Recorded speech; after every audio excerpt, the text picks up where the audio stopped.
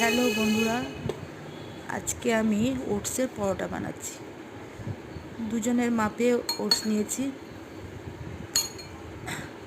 ওটসটার মধ্যে আমি এবার কিছুটা ছাতু নিয়ে নেব। আটা ময়দা মেশাতে চাই না, তার বদলে একটু ছাতু নিলাম। ছাতুতেও যে খুব আঠালো ভাব থাকে তা না, তবুও ওটসের থেকে একটু বেশি থাকে, তাই একটু ছাতু নিলাম, নাহলে পরোটার মতন দিতে অসুবিধা হবে।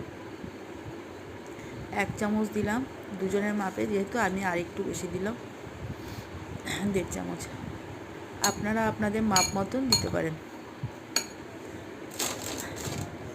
এরপর এর মধ্যে আমি গাজর বিন টুকরো টুকরো করে ধুয়ে রাখা ছিল, মটরশুঁটি সবটাই আমি এর মধ্যে ঢেলে দিলাম, দেখতে পাচ্ছেন। তারপর আমি 2টো লঙ্কা কুচো করে রাখা ছিল, সেই 2টো দিয়ে দিলাম। আপনারা ইচ্ছা করলে বেশি দিতে পারেন, কম দিতে পারেন।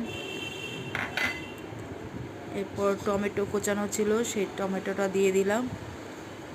স্বাদ মতন লবণ দেব, যারা বেশি খান বেশি দেবেন, যারা কম খান কম খাবেন। আমি আমার স্বাদ মতন লবণ দিলাম।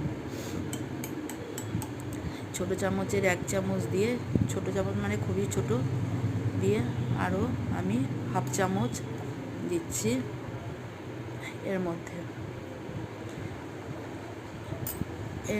আমি একটু চিনিও দিয়ে দেবো।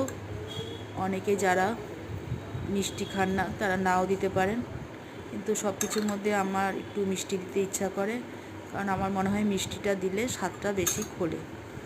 এটা যার যার রুচি অনুযায়ী নাও দিতে পারেন। এবার এটা অল্প অল্প করে জল দিয়ে ভালো করে মাখবো। বেশি পাতলাও মাখা হয়নি, আবার বেশি টাইটও না, একটা মাখো মাখো মতন করে মাখা হলো। এরপরে চাটুতে তেল গরম করতে দেওয়া হয়েছে, চাটুতে তেলটা ভালো করে ছড়িয়ে দেওয়া হলো, পুরোটাই ছড়িয়ে দেওয়া হলো। এই যে 2 চামচ তেল দেওয়া হয়েছে, টেবিল চামচের 2 চামচ, এই 2 চামচ দিয়ে পুরো পরোটাটা হবে, তার বেশি লাগবে না।